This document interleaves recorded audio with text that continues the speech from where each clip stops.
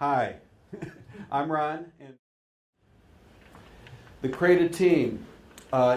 When I put this slide together, I realized that it's really upside down because nothing gets going unless OGC and TTP are involved, the star attorney has approved it, and I have VA R&D approval. So although I wrote it like this, it's really flipped in the reality.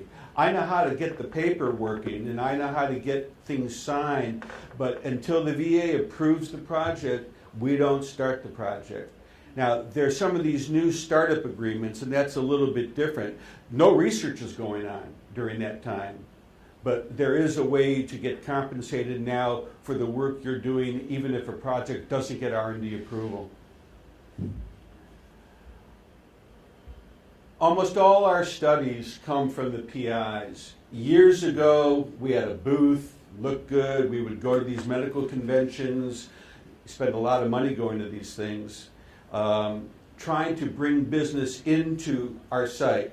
You know, we have a huge hospital. We have 3 million people within 30 minutes of us.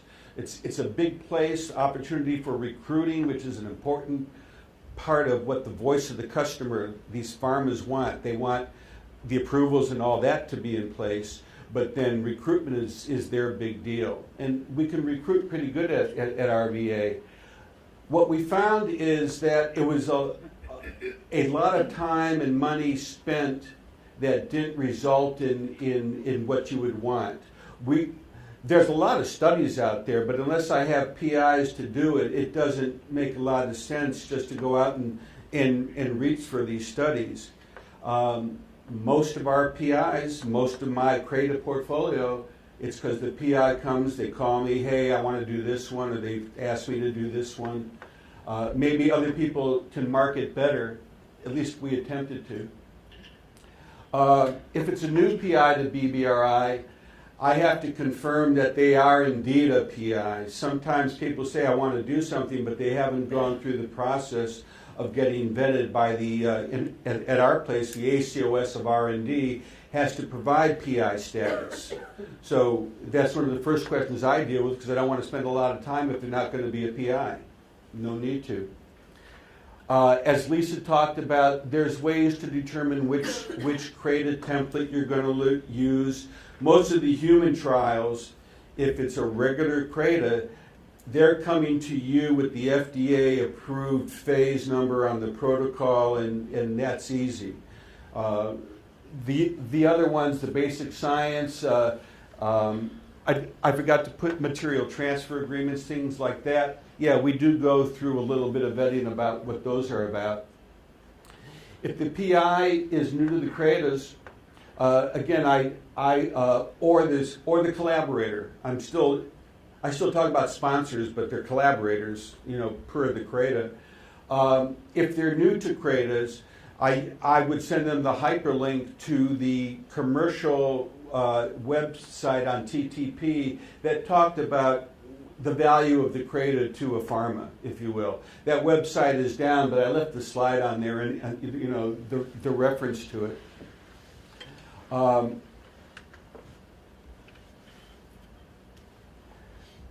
I deal either with the sponsor directly or the CRO. We used to get contacted by brokers, clinical trial brokers, people that are trying to take this study and see if someone over here and get a finder's fee for making this happen. Typically, in those kind of relationships, they want to be able to have an audit capability of the money that's flowing, and we would not do that at all. So I don't deal with brokers at all. It's important to find out the role of the people you're talking to. It's easy with the collaborator. With the CRO,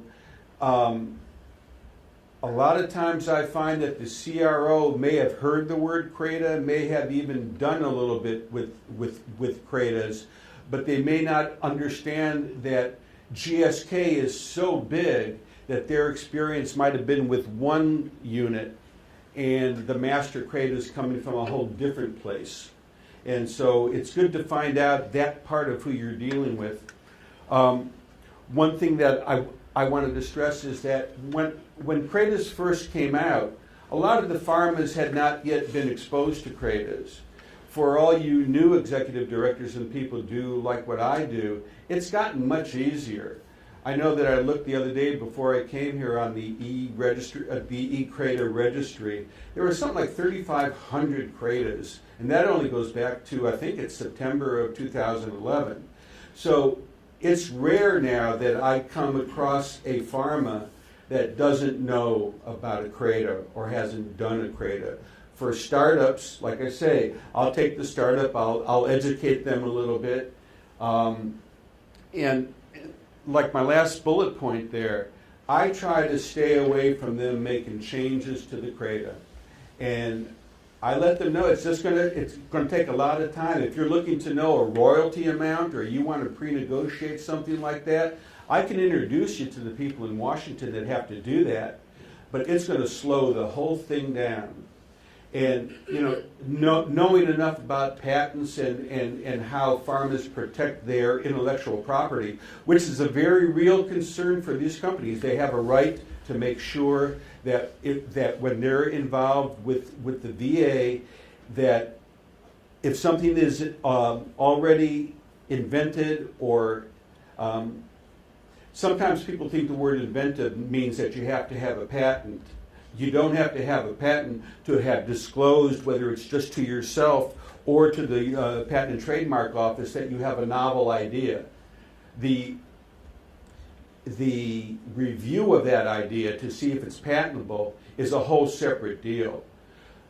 So for a new company, I explain to them, if your scientists and your people haven't covered the idea of your compound and so on, then you have another issue rather than dealing with the VA. Because that's the heart and soul of a for-profit pharma, is that intellectual property portfolio.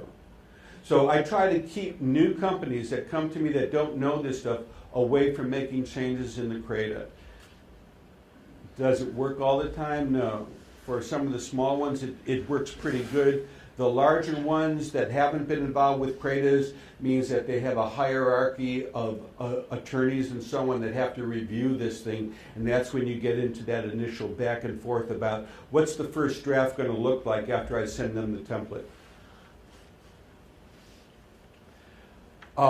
This is just a helpful hint from me. I have to track all these things, and each one is in a different process. I use Microsoft Outlook. They have a task component. It's contacts and all that, and the task deal. And with the task deal, I can just put down when I want it to remind me to do something, who I'm talking with. So I have a whole list of what I'm doing, and I like it. It's very simple for me, so it's just a tidbit that I give. And then when it's all said and done, I don't throw it away. I save it in the electronic file for that study, just in case it comes out and they said, well, who gave you approval, or if you can see this, like down here I have, it says TS approved. That TS stands for Tom Sorter, by the way. So it's just my way of doing this. I have just too many. I can't do it just in my head. Okay, so the initial contact, we don't do CDAs out of the nonprofit. We're not involved with that. It's the at our site, the ACOS for R&D has been given permission from the director to do that. So it's his staff that puts together the CDA with the collaborator, so that anybody in the VA that's going to be seeing this protocol and so on, they're covered from the medical center side, not from the nonprofit. That's how we do it. I let the people know, once you make a decision, then I get involved for the CRADA, but we don't get involved anymore with the CDAs. As Lisa said, and some of this, like I said, is a little redundant from what she said, but again, it's my everyday for CRADA to make sure Is it a master, a single site, a multi-site? We were just talking, I did, not my first multi-site, my first multi-site that was 12 VAs. Now, it didn't change anything I was doing. You know, multi-site is 2 or however many. But when you're the lead NPC on a multi-site, you can imagine I have every one of your staff calling me, what's the status, how's it going? You know, it's, and which is fine, you know, because you set up a group email and you do it and keep people informed. So it was sort of interesting to me to do something that was going to affect 11 other VAs around the country. Again, the TTP, the website.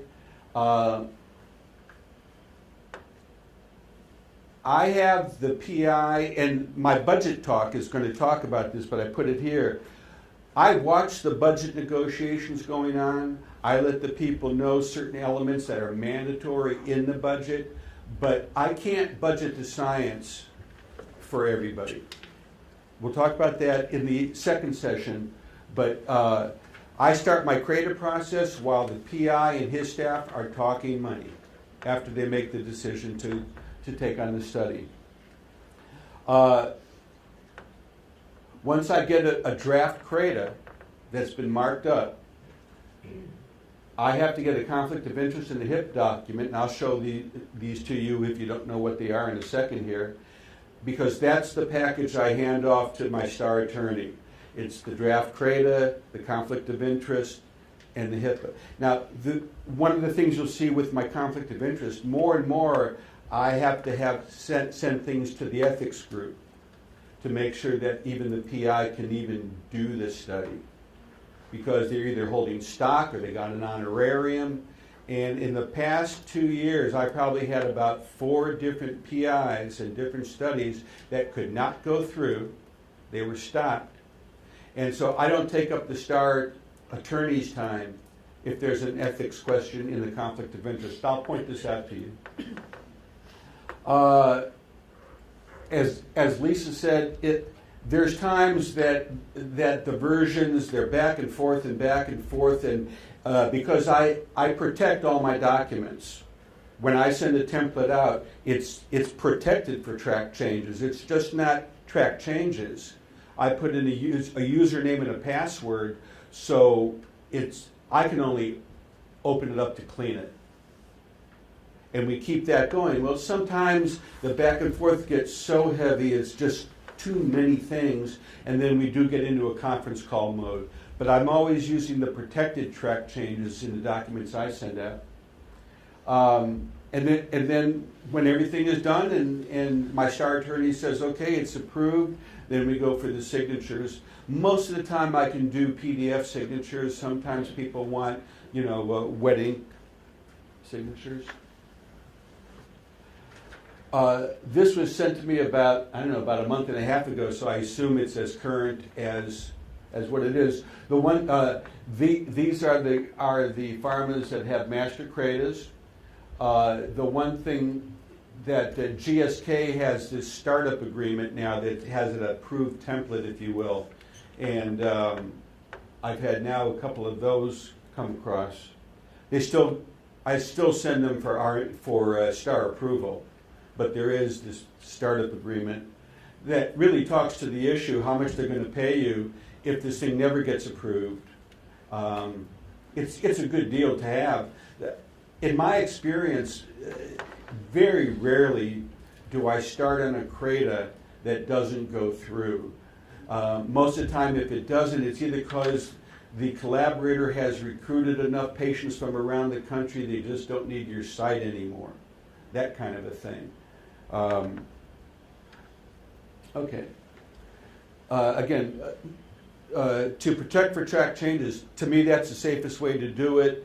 I think it's in the review tab up top on a Word document. You click it and it comes up with username, password, you type it in, and the other people can't open it up. They can make their comments and changes. If it's a master, I get that from the collaborator or the CRO. Typically, it's a locked document, and so I have to have them send it unlocked. But then I'm also having to make sure that I compare it to the latest and the best that OGC has. So I'm always talking to Pam Baker to get the current one when I get a master so that I could do the review.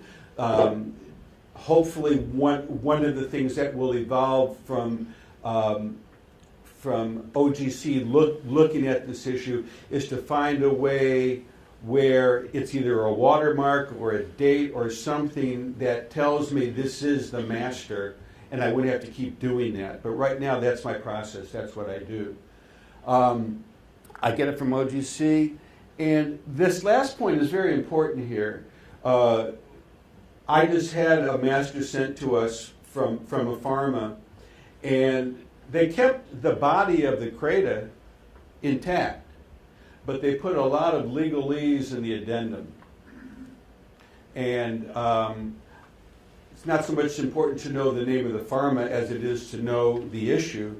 But I can tell you that Miriam, when she saw that, because I sent it straight to her, because when you do enough of these, you know that the statement of work is the protocol, and the protocol is whatever R&D finally approves. That's what's going to happen. It's not whatever 100-page document they send me as the protocol. It's what gets approved. And the terms and the conditions of the budget are such that that's a standalone part of that appendix. But when they start putting the legalese in there, Miriam said, boy, that's not in good faith. And I never heard that from her, that it was, I sent that to the pharma and say, hey, listen, you can't do it this way, and here's what the attorneys are saying. And so look in that addendum for the legalese part.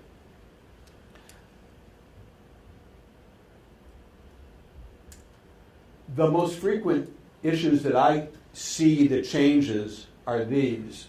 The definitions, what's a CRADA invention, things like that. Lisa mentioned it, and I'm sure that all of you that do CRADAs, most of it is always this inventions and discoveries. That becomes a very important part. They make changes and so on. Publication time frames.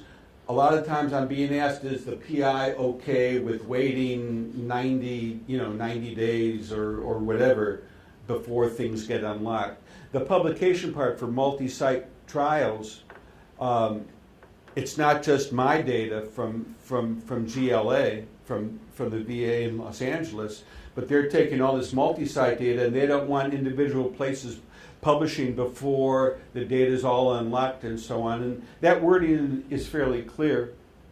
And the CRO language, if I'm dealing with the CRO, we have to add that language into the template to make sure that that relationship is covered. I can tell you that pre-CRADA, I used to spend a lot of time working on this stuff. I don't do that anymore. I'm paying for legal fees, and I don't want to take a non-lawyer's view and make it harder for the star attorney to clean up my lack of understanding, if you will, of legal terms and so on. I'm not an attorney. I don't claim to be to anybody. So I don't want to get involved in the legal terms of the CRADA up into the signature block. If it comes back and there's changes, I just send it on to STAR. And if the difference is between a simple and a moderate, it's worth it for the amount of time that I'm saving on myself to deal with the other things that I do.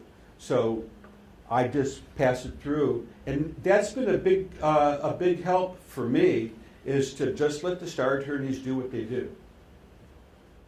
So this is the conflict of interest form that we use. It's a VA form. We were given it. And the part that I look at starts here. If anything is checked yes,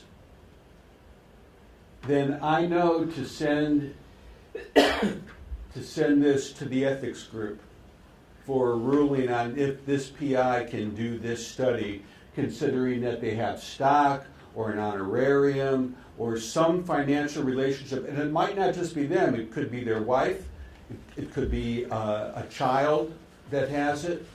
And like I say, I've seen about 4 of these now stop in midstream just from this document. So I don't even involve my star attorney if I see it here. I first send it there. They communicate with everybody. There's some process now where if it's a manageable, minimal conflict, our VA director can give a dispensation, if you will, that they don't have to wait a year before they could start doing studies for this pharma. But that's a VA deal. The nonprofit does not make that decision. The HIPAA document, this is another one that I have to provide to our star attorney. I don't know if this HIPAA document is standard across all VAs, but here's ours. I make sure it's completed, but I let the star attorney take a look, especially at the parts here about who's going to get it and who's going to see all this stuff. I let the star attorney deal with that. That at this point, when I hand off everything to the star attorney, either they're coming back with their comments and questions or whatever, or I wait for their approval, but the studies won't start until we have R&D approval for the study.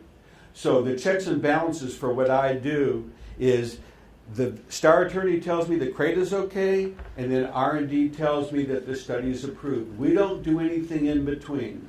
We don't get people going. We're not ordering. CRADAs are not just human trials. Could be animals. Could be bench work and so on. We don't let any kind of research go on until there's that final R&D memo, which I'll show you. Okay, I gotta get out of here.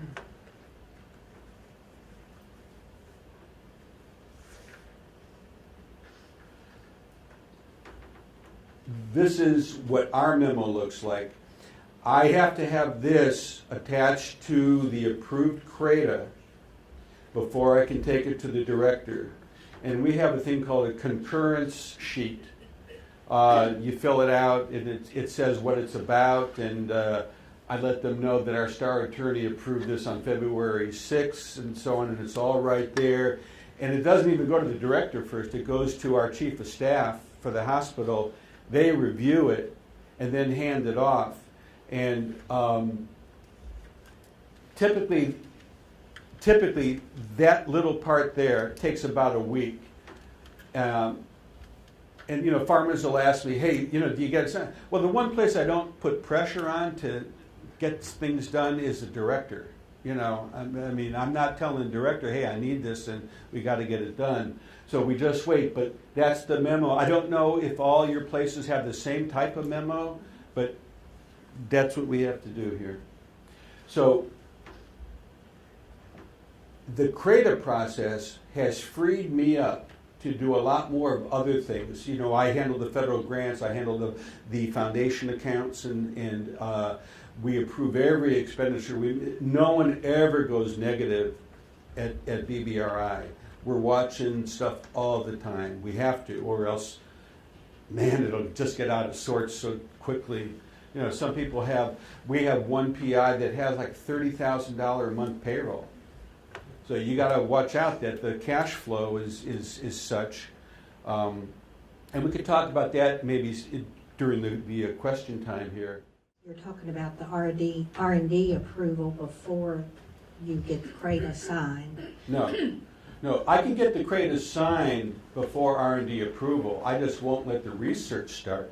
Okay. I won't open an account. I won't invoice for anything. Right. Yeah. I have no question. I thought you were saying you had to have that before the director signed the CRADA. I do have the director sign the CRADA, that's correct. But they can sign the CRADA before it's R&D approved. Yes. Okay. Thank you.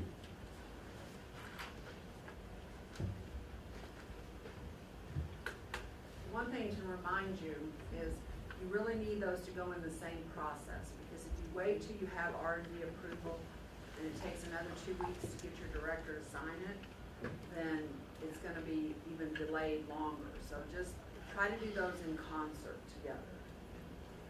I can turn around a master CRADA or a CRADA that's not touched in like 10 days. We used to have 3 IRBs. We're down to really 2 now. That could, a simple one might be 60 days, because the IRBs have to review it, and then it has to go to the R&D committee, which is another month. So for sure, it's like 60 days. Typically, there's some back and forth somewhere. So the 90-day window is pretty much what I tell the collaborators or the CRO. But we can. Some companies like to obligate the money before, as soon as they can. Maybe they're coming up to the end of their fiscal year, and they don't want to lose our site. They don't want to lose the money that's budgeted to our site. So we can execute the CRADA, as long as it's approved, and just wait for the R&D approval if it occurs.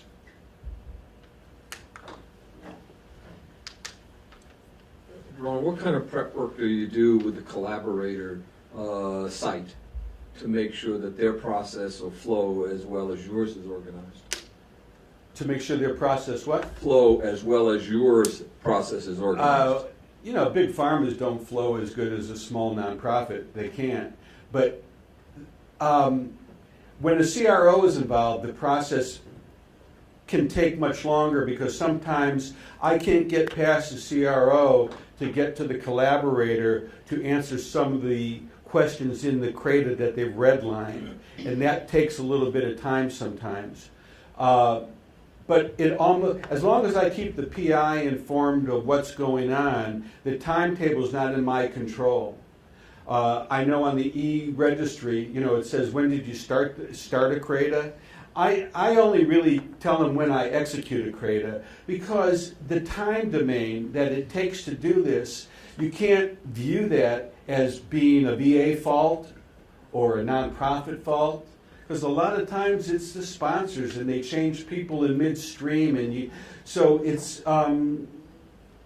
sort of nebulous. The one thing that I do know, if I keep everybody informed as things are moving forward, I don't have unhappy people around me. They may be unhappy that maybe it doesn't get approved, or that they lost a study because it took so long for the IRB and R&D to approve something that the collaborator said, hey, listen, we got all of our data from every other place. We're, sorry, we can't activate you. It's rare, but it happens. But yeah, I don't do a lot of trying to vet how they do things with the people I'm talking to. I let them know how it has to be done. So it's one thing about using the word federal. We're mandated under federal policy to do this, and federal law is fairly unforgiving. And if you want to work at, do this stuff at a VA like GLA, here's how it happens. Here's how you have to do it. I don't have a lot of flexibility about how I get it done, but we get it done. So it's, and it's easier now. Like I say, most of these companies know CRADAs already. They've been through it. Their attorneys have been through it. They may not have a master, but they know what they can or cannot do within the clauses. I don't typically see the HIPAA form or forward that on to our star attorney. Is that something that's specific to your NPC? This HIPAA form, yeah, I have to get it as my package to our star attorney. And we used to have to give them, it was a HIPAA form, it was a fair access form. We had a thing called the CTAA, which is the agreement that we have, that the VA has with the regents of the University of California. But now it's just down to those 2 forms. Conflict of interest, which I say could be a gating form, and the HIPAA form. They ask for it, we give it to them. But the nonprofit doesn't get involved in who's seeing what and controlling it, and it's not what I do. One of the things that I've run into is that our ISO is struggling with some of the information that's on that HIPAA form. Do you find that having your star attorney look at it and basically kind of bless it like this, that helps with issues on your side? No, because the IRB isn't talking to the star attorney. Okay. So the IRB is looking at the HIPAA form from different eyes, and you know, a whole lot of different subcommittees of the IRB are looking at you know security, the computer, IRM, all that stuff is just being handled by the VA. And for me as a nonprofit, I just sort of wait. I wait until they get done with the questions. The questions don't even come to the nonprofit; go straight to the the PI, his coordinator, things like that. I do know on the question of computers, if computers are going to be required in the study, we make sure that the computers are blessed by the VA, because you just can't bring a computer in a thumb drive and say it's cool. Ron, how do you keep the PI informed of delays and the progress of their project? By email. Email? Yeah. Okay. Often? As often as they need to be updated, absolutely. You know, Okay. any kind of material event that comes through, I let them know. If I get a draft back and I see, oh my God, look at all this stuff, I'll let the PI know, hey, listen, if you talk to the PI, they say, I'm not going to invent anything. What, why are you all spending all this time on it? Well, it's not up to the PI, and it's not up to me. And so I just keep them informed along the way.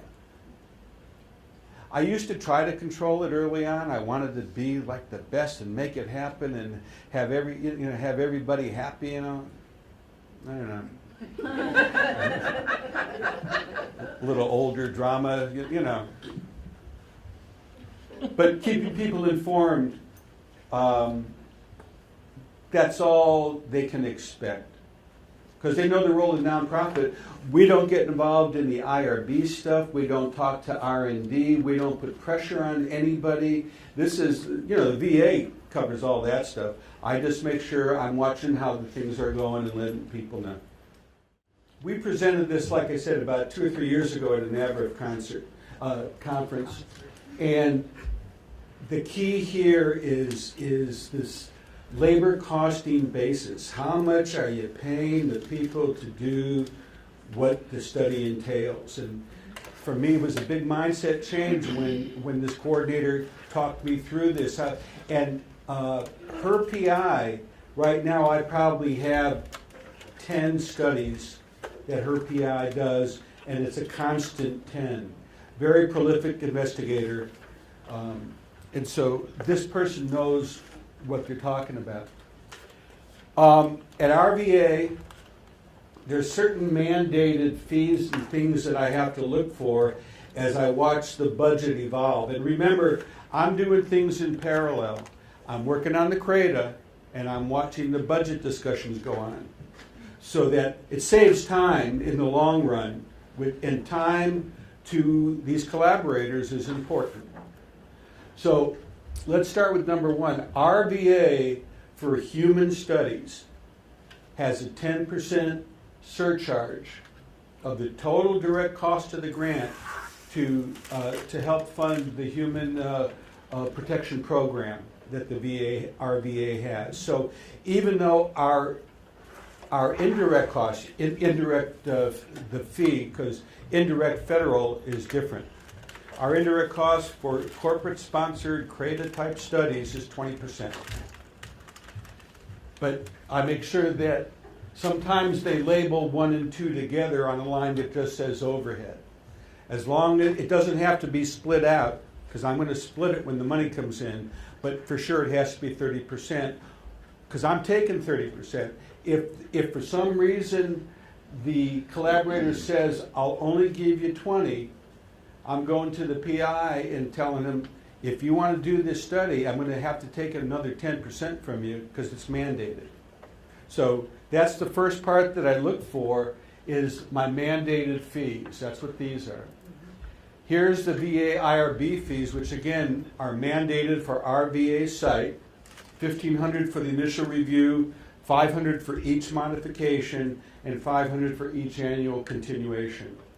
What they haven't added here, because I think when they did this memo, they didn't really think it through totally about the finalization. there's that one extra process, and it's not in there. I can't bill for it because I don't have a memo to talk about it. We have pharmacy fees. You see out there, $1,500 for the setup, $500 for the annual. Storage fees, we used to have them, and the VA changed how they're storing stuff, so we don't have those right now because the storage is not something I pay the VA, and it's not something that I have the service for. So I don't bill for the storage fees, even if it's on there. I don't bill for it if I can't provide the service. Other fees, the IRB prep fee, that's like the startup agreement we were talking about early on, which I like. It's or I build in a non-refundable startup in the CRADA. So even though I may not have R&D approval yet, I do have the ability to invoice for that.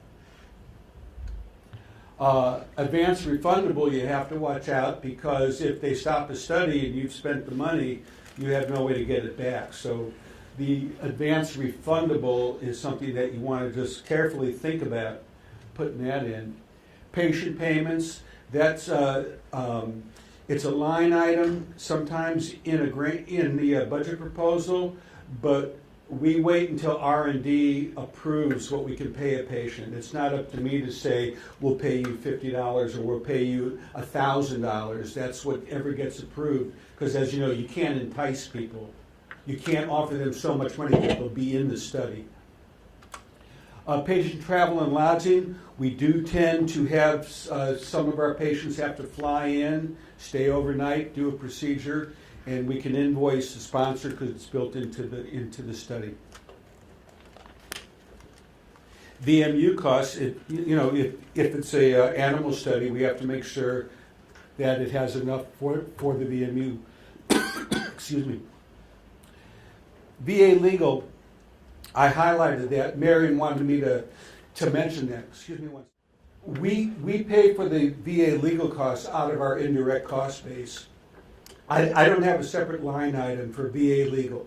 Early on, when the discussion about charging sponsors for VA legal fees was brought up, I said, how am I going to negotiate a fee for a VA attorney as a separate line item that we can't control sort of how much time and so on. So whatever the bill is, and I'll show you a copy of the bill, you probably all seen it on your side, we just pay that out of our indirect cost. Excuse me.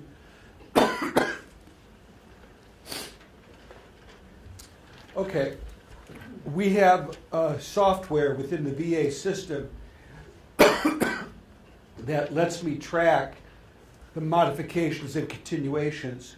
I do this 4 times a year, and then I'll invoice for all the stuff that the VA has done. So we have an electronic system. It looks different than this. I did it so you can't tell who's who and what studies and so on. One thing I should mention, these VA project numbers, I think all VAs have their own way of doing it. When BBRI started, we had our own BBRI fund numbers. The numbers were never linked. And when you do like Vera dollars and everything, the VA says, hey, on Dr. X, Project 4, how much money was spent? Well, I know it is BBRI number 1918, not Dr. number 4. So that took us time to hook together.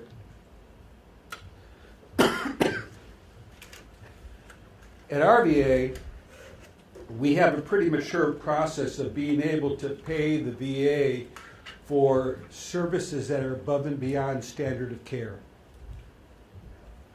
And I'll take you through this. It's called the impact process. Just 1 second, guys. The impact process is based on CPT codes. So in this case, they all look the same, but you can see like down here, a chest x-ray under this code 71010 is $313 that I would have to pay the VA for that service. I let the PIs know, since this is a fair market exchange, with the collaborator. It's not like NIH, which is cost-based. The negotiations for a budget are what the sponsor wants to pay, what the PI is willing to accept and negotiate. And so I don't have to just make it where we don't end up with a surplus dollar that can then be used to support general research of that PI. I don't have to make a trial come out at the end 0. So I tell the PI, you know, the VA is going to charge you this. Now on top of this, I have to put my overheads and everything. You know, that's part of my direct cost base. But if the PI can get $500 for that, and the sponsor's willing to pay it, I don't not do it.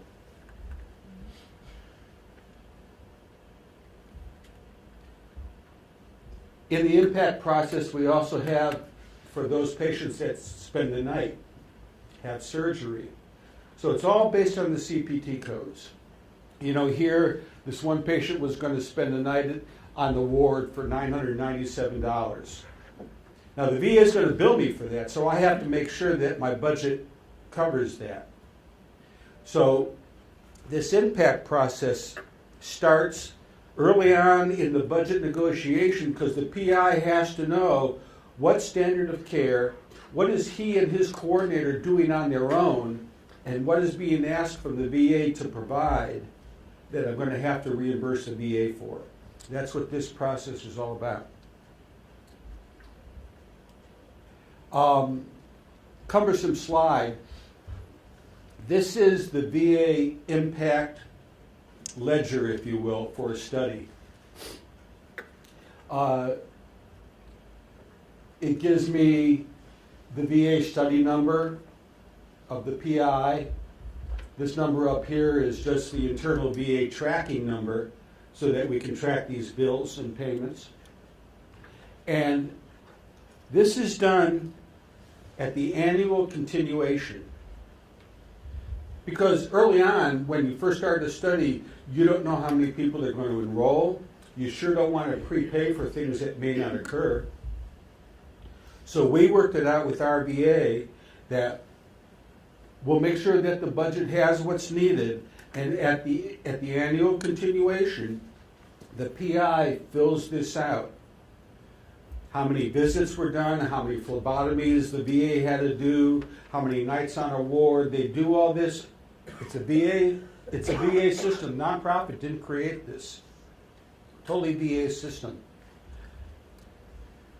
What happens is they'll bring this down to us, and I'll take a quick look to make sure, you know, the study is active, that we have the money and so on, and then I'll say, okay, bill us. Because this is not a bill, this is just like a ledger sheet, if you will.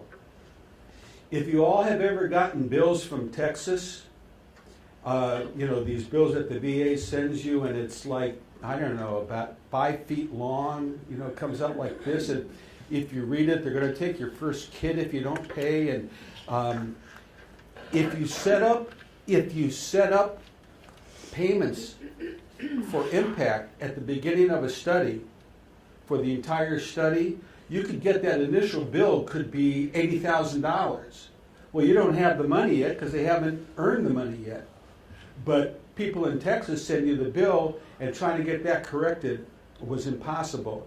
That's why we do it after each year. What really happened, send us the bill and we'll pay it. So this ledger translates into a formal bill that we get from the budget office at R&D. We write the check, and then they process it, and then they pay the VA back. That's how the impact process works. What the VA does with that money, you know, part of the thought is the reason that these people were able to get these VA services for this research, not only was it approved, but they had the excess capacity, asset, if you will, to be able to do it. Now, the VA is already paying these people that do these things to be there and do it. So it's not an obligation that the VA pay back each service. That's something that they negotiate on their own. We just know we write a check and it goes directly to pay this. And we'll have questions in a little bit. Okay. So the first example I'm going to give you is just a real simple basic science CRADA. Remember, not all CRADAs are human. And so this is just a regular basic science CRADA where we had animals, we have the per diem of the animals, we got to, feed them, house them, the whole deal.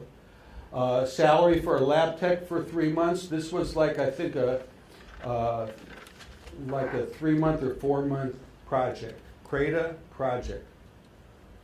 And we took a look at everything. It's animals, so it's only 20% indirect. I don't have the 10% human FHPP fee. The total cost was, 40 grand, and we wanted all the money at the execution of the CRADA. Very simple, straightforward.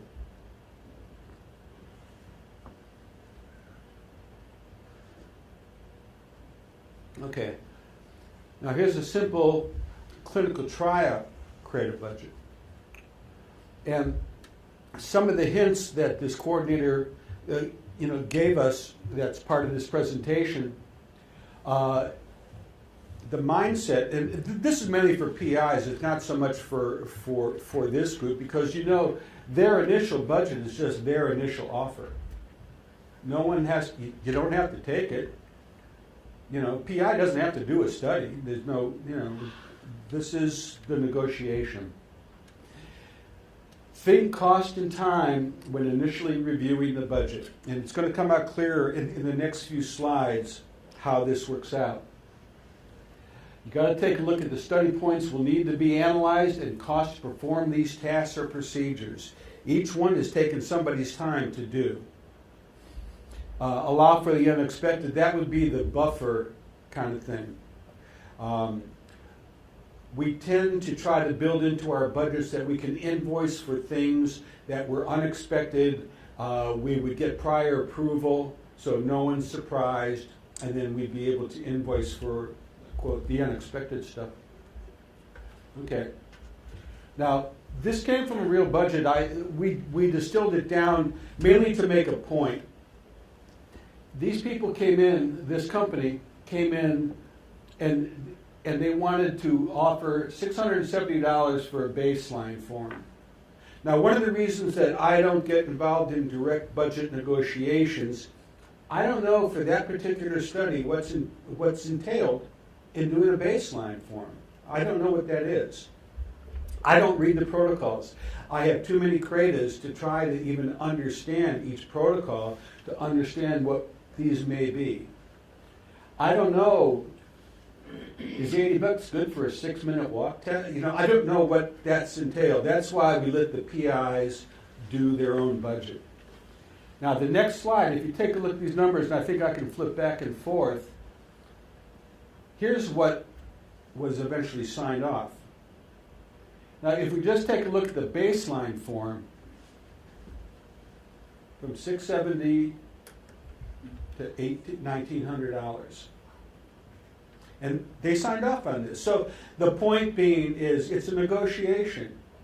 You can take the study as is if you want, or you can negotiate and get the right amount. Now, some of this PI, her staff, because she's so prolific, are very experienced, skilled people that demand a good salary for what they do. So her budgets might tend to be higher than other studies for the same trial at a different place. She has a lot of staff that has to worry about this. The flip side of that is that she has 10 ongoing CRADAs to help support that staff. So you take that into account when you start to think, well, I really want to do it. It's really important vet research to do. I'm willing to accept less than I would normally accept because I have the other parts of my CRADA portfolio that's helping to support my staff. If it's if it's a PI and this is the only study he has, we have to make sure that he's budgeted enough for his staff, because he has nowhere else to get the money, and our nonprofit doesn't loan money. We don't let PIs go negative ever. So that's the purpose of this slide, is to show how you go from that to go to something like that. First, I'll sort of show you this spreadsheet just to get, so you can get a feeling for how in-depth this is. Just going down, you can see all the things involved in this study. That's just the line items. You can see that it's 1 month, 2 months, 3 months, and it goes out, extended, they add the overhead, and they get you to a total. So to me, that's a pretty complicated budget template to work with. And you can see that they have, you know, the tab, the proposed study budget, and then if you go to the payment summary, it starts to isolate it down. And this one has two arms, if you will, Group A and Group B. So you can see with my workload in LA, if I had to deal with doing the budgets on my own so the PI is happy, and I have right now 14 pending, you know, it's just impossible to do that. So I watch the negotiations. They copy me as they're going back and forth, and my role is to make sure the mandated charges are always included. You know, if the PI is going to settle on some amount, they know for sure I'm not going to let them go negative.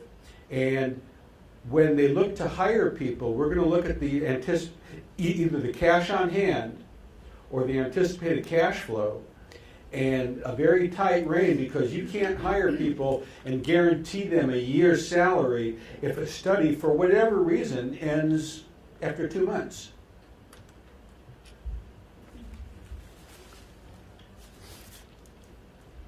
Typically, for the human trials, you know, somewhere between 100,000 and maybe 300,000 is sort of the range that I see budgets coming in at for what we do.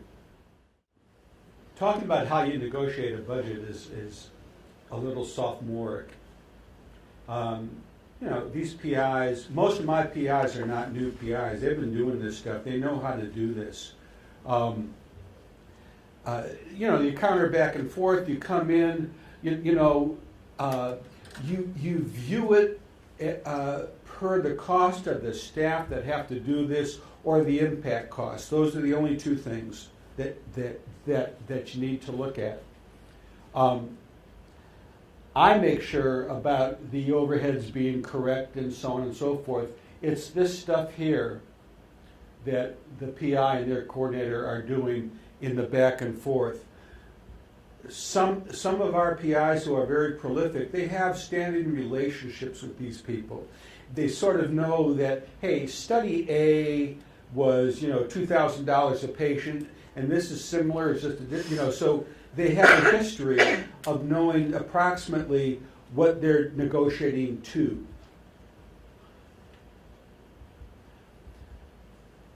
If the and you can all read this. I don't have to read it verbatim, but it's the back and forth.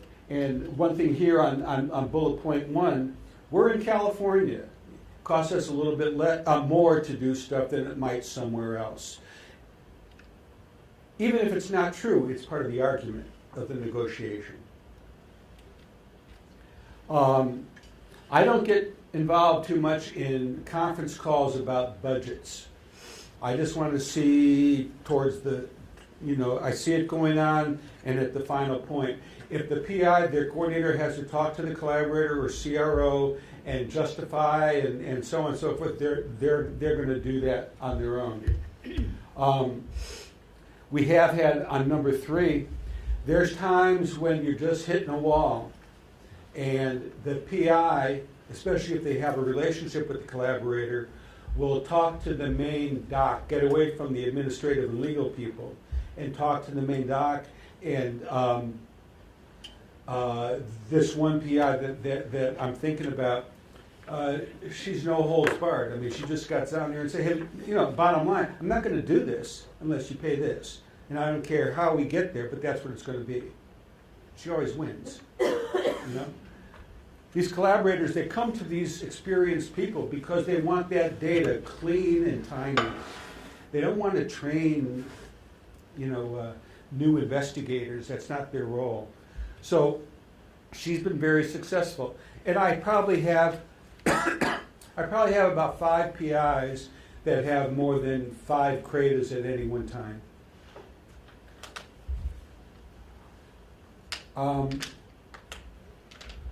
And like the last one, number 4, she knows in the back of her mind, unless it's a science that she really wants to do, and she's willing to use some of her reserve to do it, she's not going to take on a study because she doesn't like to lose money. Now, it's not her money. When she leaves, whenever she leaves, she's not walking away with the money. But she uses the money for the appropriate reasons as she builds up this portfolio. It's nice when you can get that way. You know, she can pick and choose what she wants to do. Once a budget's approved, budgets in and of themselves don't necessarily need a formal sign-off. They're attached to the CRADA. Now, if the CRADA is ready for execution with a preliminary budget, but the sponsor says, listen, I got to obligate the site, I got to obligate the funds, I know we're not done yet on the budget, let's use the preliminary budget, execute the CRADA, the sponsor obligates the money on their side, then we would amend the budget as they get to a final budget. And there's nothing wrong with doing that. And then when it's all done, we you know, put it with the CRADA. The point I think that's important is you should be able to find that point where the sponsor and the PI are both happy with the outcome. Now, you know, that's negotiation 101. That's what you want, is 2 parties, and they find the point. Some PIs, my newer ones, you know, go, oh, can I do it for this? Well, I can't tell you if you can do it for it, but I'm going to tell you how you think about it, and then you're going to tell me if you can do it. Because for sure I'm taking out this 30% if it's human. For sure I'm going to have to pay the VA back. And if you've under budgeted, your staff will be laid off because we don't have the money to support them. And you can see from the numbers when I first started, we have a lot of CRADAs, ongoing CRADAs, and so we're pretty used to this process now. And as our audit attests, we don't go negative, which is the big thing. We don't use the BBRI money to support an individual project. The question is the mandated costs and how you pay the VA those costs. The money comes in, every check that comes in for that study, we take our 20% and we put 10% into a special account for the VA R&D office to use to support the FHPP program. And we do it by supporting salaries and things like that. But it stays with BBRI until we pay it out. We just don't hand it over to some post fund that lets it get lost in the ether. We have to The question is, does every VA have the mandated 10% charge? And the answer is no. Ours does. Okay. And my second question is, it sounds like you're doing some contract research that may or may not have anything to do with what the core areas of the hospital are. And I'm wondering if we're allowed to do straight contract research, because I know board members on my board have had differences of opinions as to whether every bit of research has to tie directly to their stated goals, or if it can just take advantage of the expertise of the PIs that are there? Our NPC itself doesn't have stated goals. We know how to administer what the VA approves. If the VA doesn't want a study done, then they won't approve it. So, and as part of the request to review process, I don't know if that term works for all other VAs. Request to review is that package of materials that go to the IRB, if you will, if it's human. You know, it's the protocol, it's all the forms they fill out, it's everything. Each service, before that gets handed off to IRB, they're walking around to the different services, radiology, if there's MRIs, who knows what. And every service chief has to sign off saying, hey, if this is approved, I got the excess capacity to do what's necessary. So the only time that we would not do a study is if the VA said they won't approve it, or I don't have an executed CRADA. But if I have both of those, I don't choose what's the core the core assets of the hospital and what they're good at doing and not good at doing. I don't get involved with that. The question is the impact form for non-standard of care, or what I call above standard of care services, and that's exactly what it's for. And again, the nonprofit doesn't fill that out. That's up to the PI and the coordinator, because we don't know. We're blinded to knowing what's going on in the hospital, and we don't even know, in the world of CRADAs, we don't know the receivable that's out there that's coming unless we ask, and then I double check against the budget and the sponsor. That checks just come in, it's. Another question for you. Your mandated costs, are they mandated by your board or somebody else? Yeah.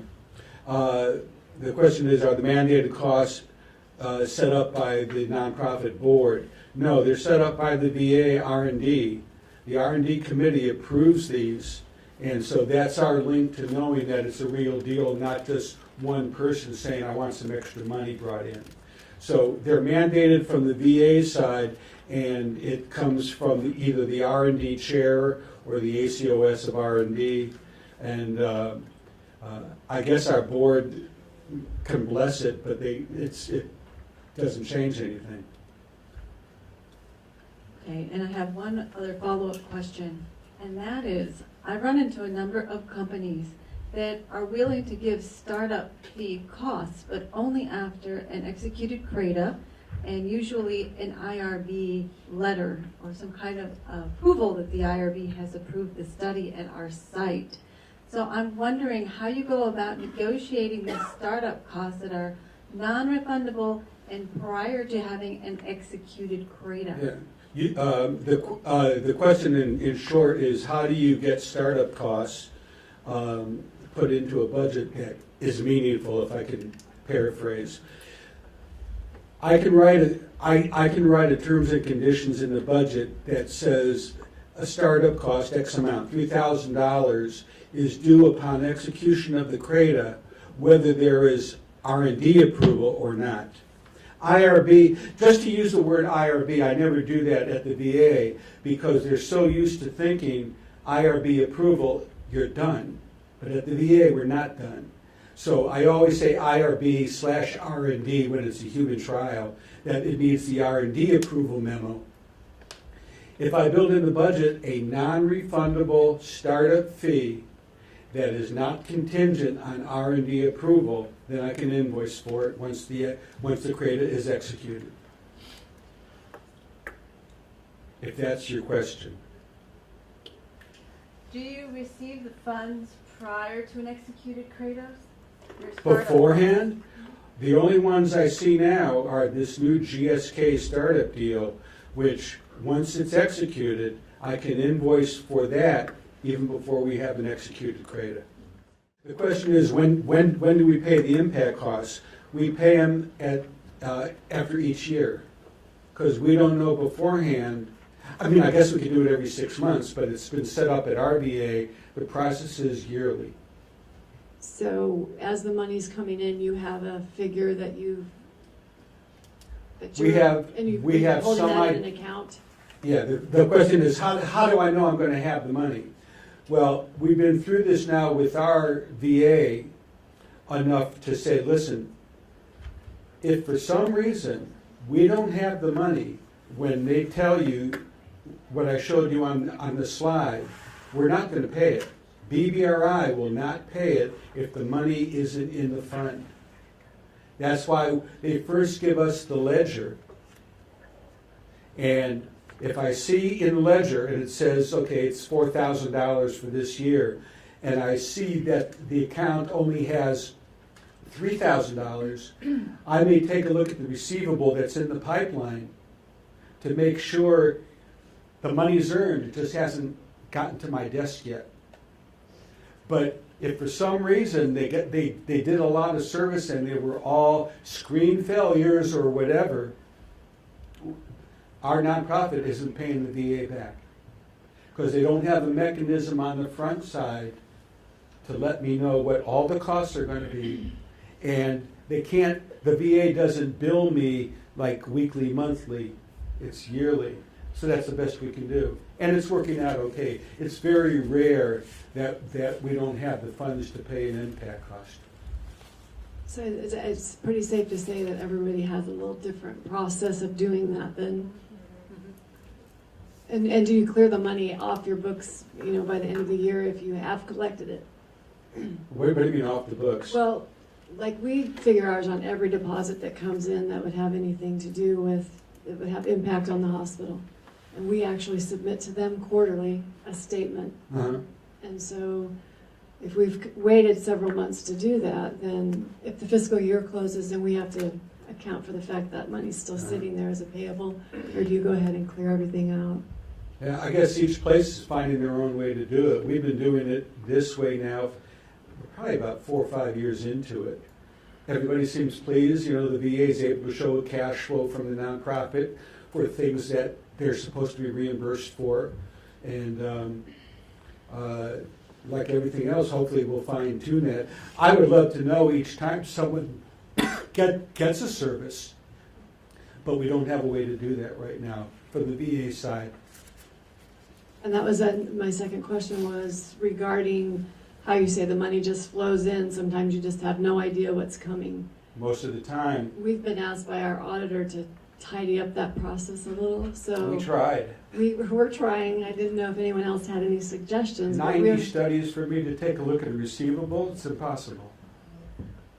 We've tried to have our contracting person meet with the monitors as they come in, or at the end of, when they're ready to leave, and at least get an idea of what milestones, how many, so we could at least get a kind of a broad picture, but anybody else having any? I guess, and we've been audited by the same,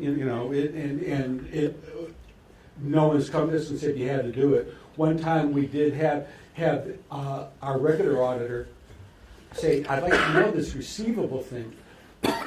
So we started to say, okay, well, let's see how we could try to do that. It's just, we can't keep this.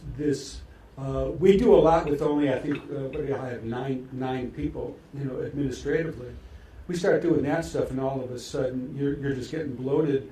For what? I mean, we only allow them to spend what we have. So what we've been doing is we have a log sheet for patients, and because we weren't getting any receivables either, we didn't know what receivables were coming in. So we've done a spreadsheet up, and it goes out to the coordinators every month to find out how many patients they've had, a log sheet. So at least we can have a little bit of an idea of what we're getting in receivables. Mm-hmm. I can see the value in it. Yeah. But we would not make decisions. I mean, we'd have to confirm every receivable if we were going to leverage a receivable to do something. I mean, that's a scary thing for, not at least our nonprofit, and I guess we're not the smallest and we're not the biggest, but we sure don't want to leverage something. Yeah.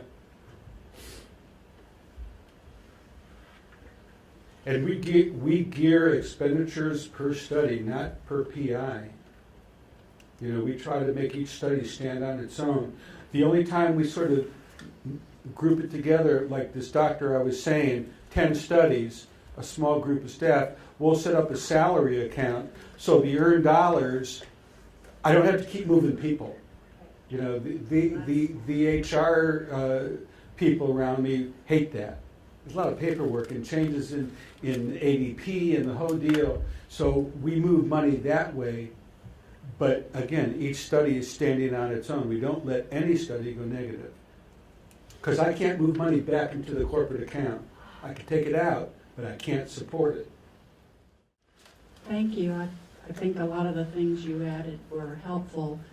I was just going to add that I've been creating kind of like a checklist of all potential line items that could be considered for every CRADA. And I meet with our PI and study team because I do this process. They don't. They look at the protocol, we go through and have kind of created a checklist. Does this line item apply to this protocol? Yes, we need to make sure we are reimbursed for this. So a lot of the budget line items that come from the sponsor don't account for a lot of things that are in the protocol. And at our site, we don't have any IRB fees. We use the University of Florida and they don't charge us. But we have a regulatory specialist who does all the submissions to the IRB, to the R&D, and then our team wants reimbursed for the extraordinary amount of time for adverse events and SAE reporting. So we try to convert the IRB fees to regulatory fees. And the checklist is really helpful because we can also ask for whether it's screen failures or unscheduled visits, things like that that were missed. And you, a lot of times they forget to even put the patient reimbursements in there and that kind of thing. Yeah. So it sounds like it's a good thing. What we do is, you know, certain things have to be invoiced. So the PI or coordinator has to tell me those things. You know, an extra MRI or travel, or there's certain invoiceable items, and each budget defines them differently. But the only time, when we get a check and it has a remittance and it says what it's for, I can scan that to the PI and say, okay, we got this much money for these visits and so on. At the end, before a study is closed, I tend to impress on the PI, get a final ledger from the monitor, exactly what they paid for. And one thing I should point out, you know, some budgets now, they hold back 10% or 20%, making sure that they get all the documents right and everything. All that is outside of what I do, but when it comes time to close the study, I ask the PI, okay, have you told me everything that I had to invoice for? Yes. So I'm not expecting any more money. They give me a final payment, and I put the onus on the PI. Did they pay you for everything you did? Because I don't know what you did.